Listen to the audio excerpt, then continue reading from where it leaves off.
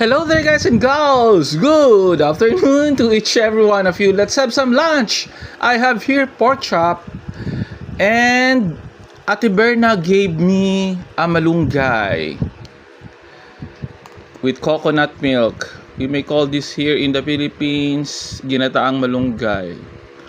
In Bicol, gulay na malunggay. See that?